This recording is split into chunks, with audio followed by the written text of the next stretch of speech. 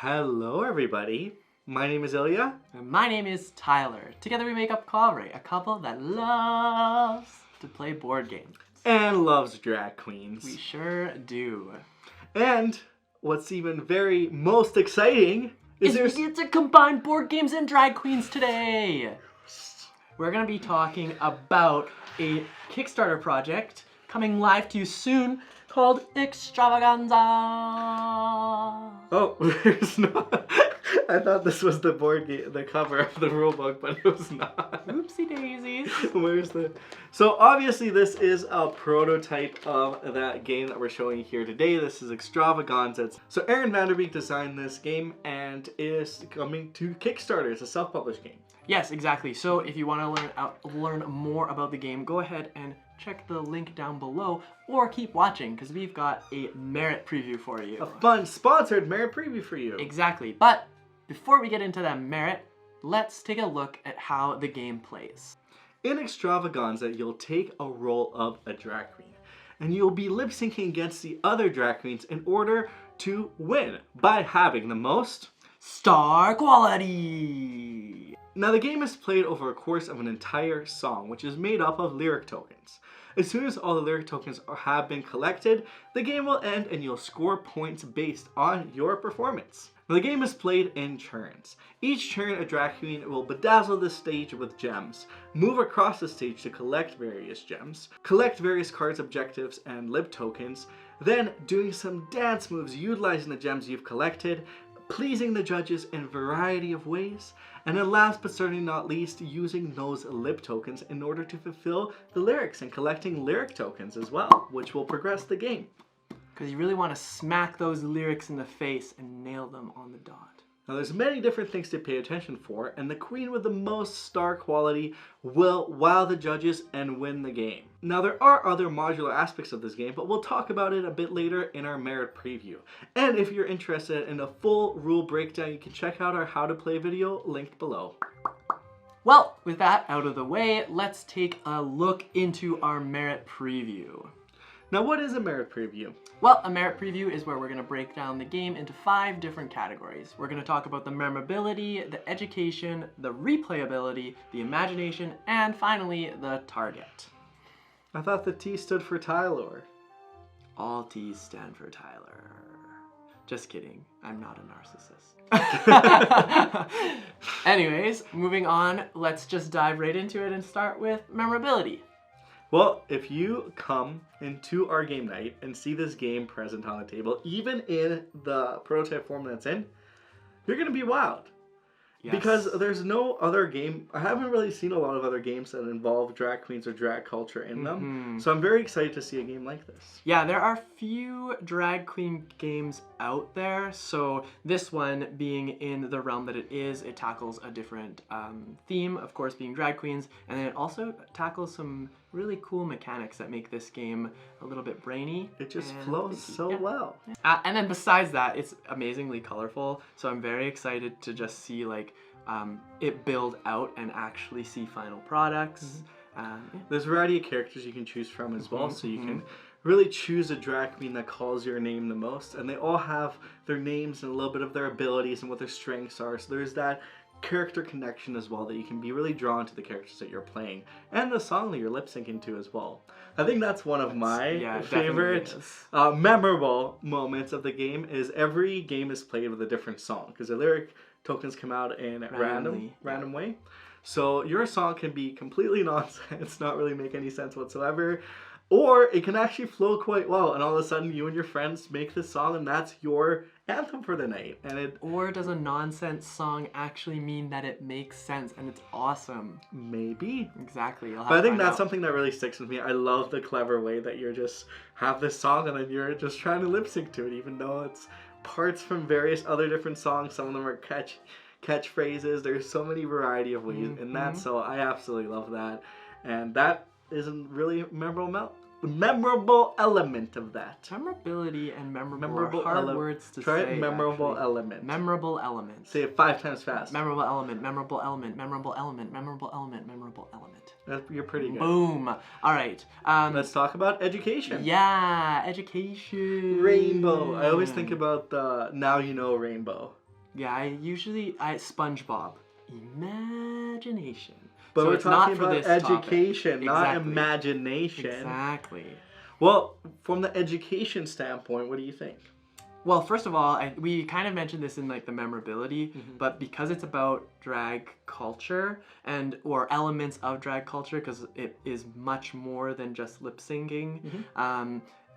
it brings in that almost curiosity to say, hey, like I'm kind of interested in this drag queen space. I'm really interested in like what's going on. So it kind of can motivate you to go and push a little bit further. And also like even if you don't go a bit further, you're just exposing yourself to this, learning a bit more just about like what's going on in this particular game, which makes a lot of I'll call them drag or pop culture references to drag. Well, and I think drag in itself is such an amazing art form, and this is just a small window into the vast landscape of what it is. So it's really exciting to have that opportunity for some people that may not even have that exposure and know what drag is, and it brings more people in, which is something we absolutely love. Yes, yeah, of course, like you can choose to go to a drag like brunch, or you can choose to go to a local like drag a show, show, anything like that. Or you can choose to sit down and play a board game because maybe you're looking for a little bit of a calmer night, but still want that drag theme. Absolutely. Now, the other educational element is, of course, in the mechanics. Yes. So this game flows so beautifully together, and everything influences each other.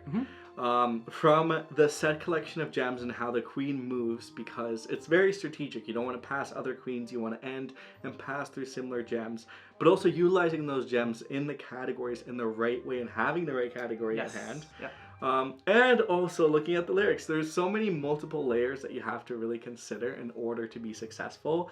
I get really drawn to that in this game, and it leaves me coming back again and again. Yeah, and it's really sometimes it's all about planning ahead or reacting to what other people are doing. And kind of just like to Ilya's point, is you do end up having to move through these gems, but you actually only collect the gem of the color that you land on and any of them that you pass through. So you're not collecting every single gem you pass through. And that's something that adds a little bit of a twist to the game. Absolutely.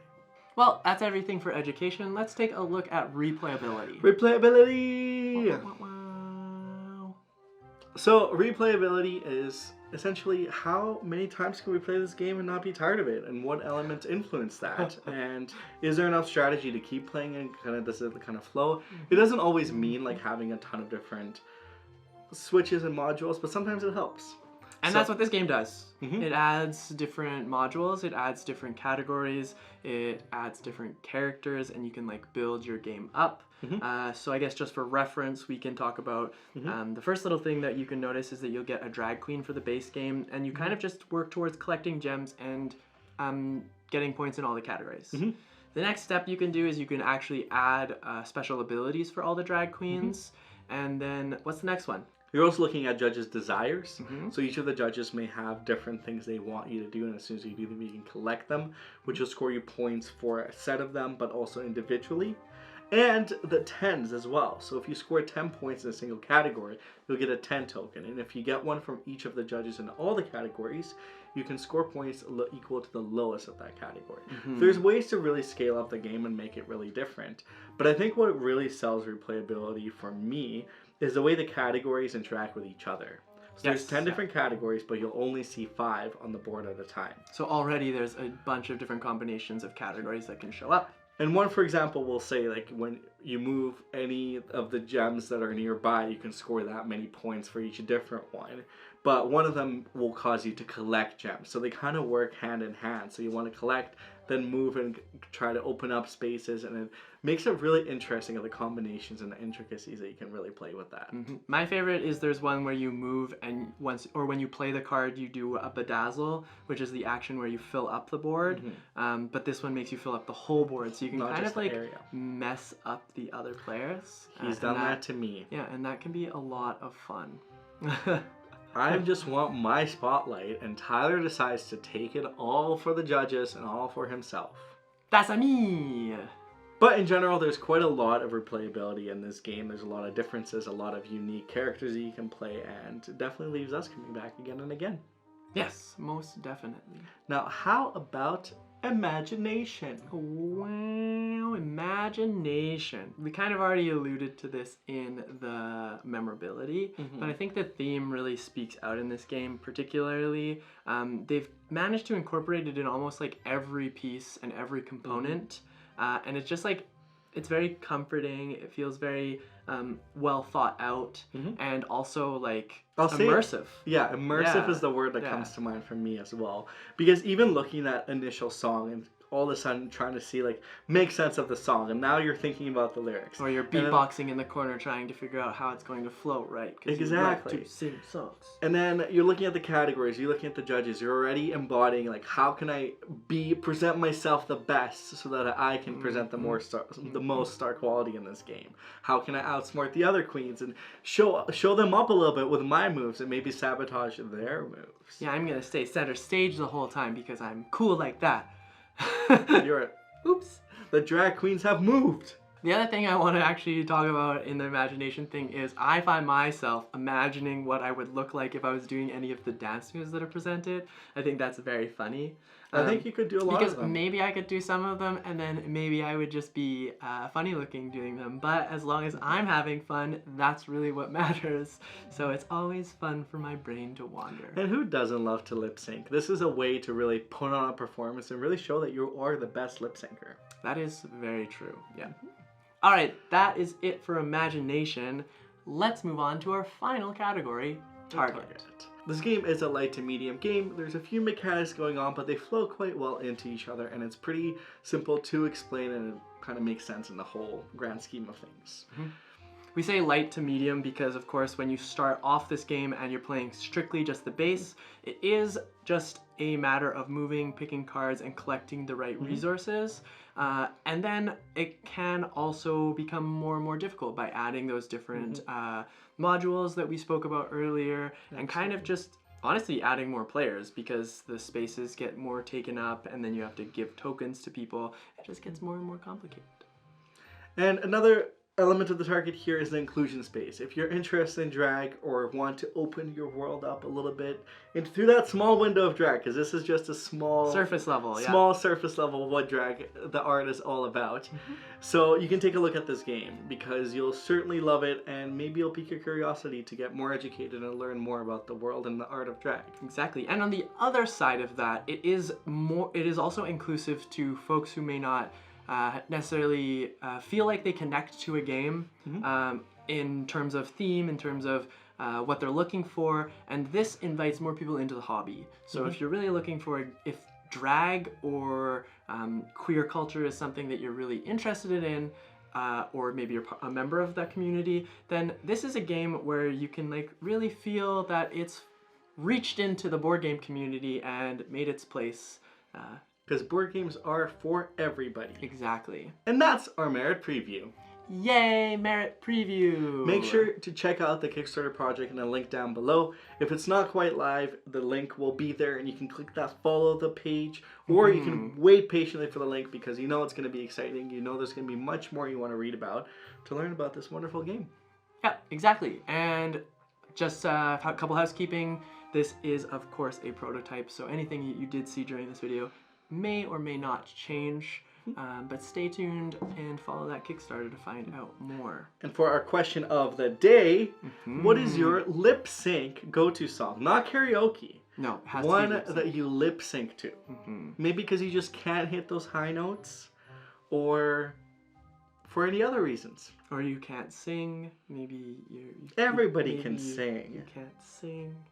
Mine would probably be Celine Dion. I don't know the specific song, but it's someone where when you kiss me like that, that one. So I think that would be a good one. It's all coming back. It's all coming back. Is that what it's called? Yeah, maybe. What's your song? Go. Do you believe love? No, you're lip syncing. Oh, okay. So point proven. I'm not that good at singing, but I might pick like a Cher song, or I don't actually know. I think maybe the words that I know a lot of songs to are actually not very large. I don't know lyrics very well. So yeah, I would say Believe by Cher for now. Maybe any Mamma Mia song, that would be fun. That's a good one too.